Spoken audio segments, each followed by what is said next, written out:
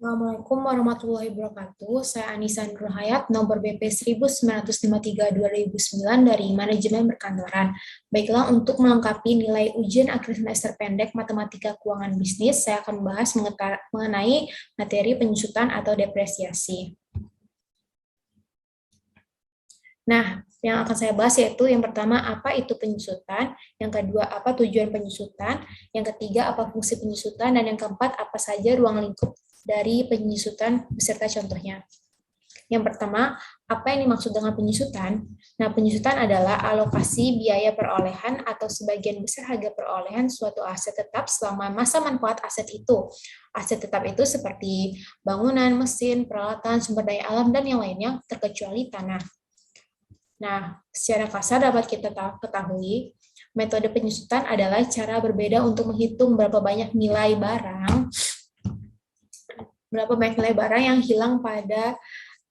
yang hilang selama masa pakainya. Meskipun aset memiliki atau memainkan peran kunci dalam membantu bisnis menyediakan barang atau jasa, aset akan mengalami penurunan nilai dan kurang produktif sepanjang masa manfaatnya. Oleh karena itu, penting bahwa biaya aset dibagi sepanjang perkiraan masa pakainya dengan cara mempertimbangkan penurunan penilaiannya. Nah, hal ini memungkinkan alokasi biaya yang efektif selama masa manfaat aset dalam periode yang tepat. Nah, tujuan dari aset ini sendiri untuk untuk memperhitungkan penyusutan adanya penurunan nilai pada benda-benda modal yang diperlukan akibat yang ditimbulkan, sehingga perlu dilakukan perhitungan untuk penyusutan yang mempunyai tujuan untuk menyediakan pengembalian modal yang telah diinvestasikan dalam kekayaan fisik. Nah, ternyata ada jenis-jenis penyusutan juga. Nah, penentuan nilai dari benda modal ini berlangsung bersamaan dengan berlalunya waktu dan dapat diklasifikasikan sebagai berikut. Yang pertama ada penyusutan fisik, yaitu penyusutan disebabkan oleh berkurangnya kemampuan fisik dari benda modal dalam menghasilkan produksi. Terus ada penyusutan fungsional, adalah penurunan nilai yang disebabkan oleh berkurangnya fungsi dari benda modal atau kekunoan atau keusangannya. Nah, fungsi penyusutan yang pertama yaitu sebagai informasi tentang aset organisasi yang nantinya akan membantu Anda memperoleh pelaporan keuangan yang akurat, penilaian bisnis, dan analisis keuangan yang menyeluruh.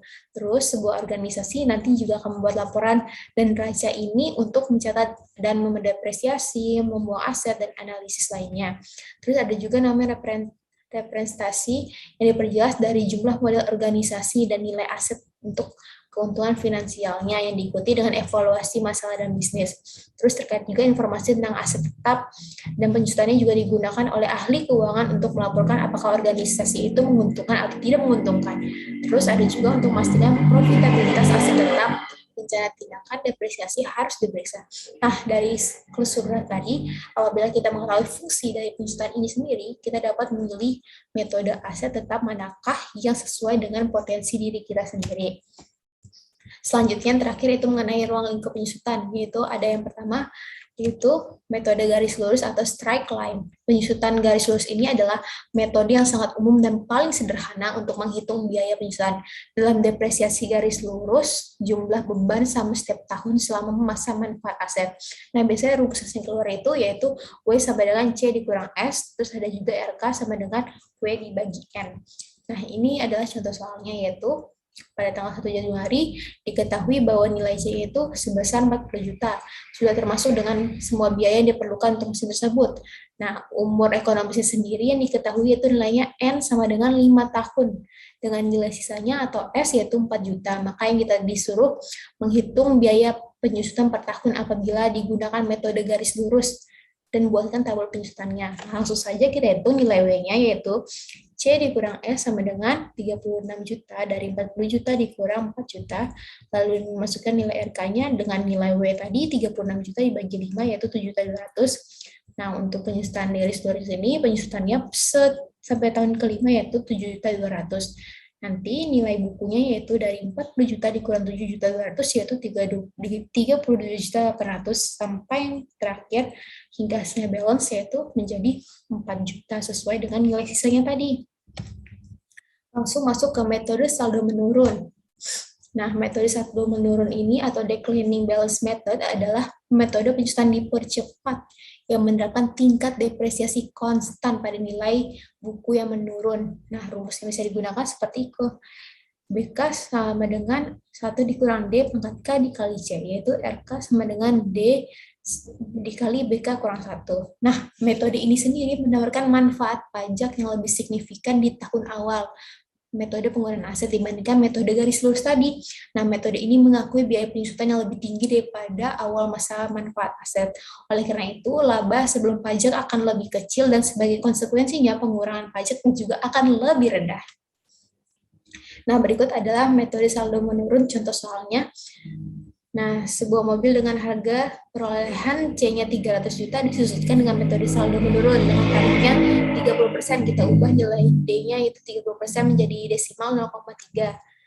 Nah, untuk 3 tahun pertama, berarti ada 3 tahun, nanti kita cari, kemudian hitunglah nilai buku pada akhir tahun keempat dan penyusutan pada untuk tahun kelima. Nah, masukin ke rumus yang tadi sudah diberikan, yaitu B4 sama dengan 1 dikurang D dikali 4 dikali C. Langsung masukkan nilainya, dapat hasilnya 72 juta 30 ribu. Lalu biaya penyusutan untuk tahun kelima atau R5, kita masukkan juga sesuai rumus tadi.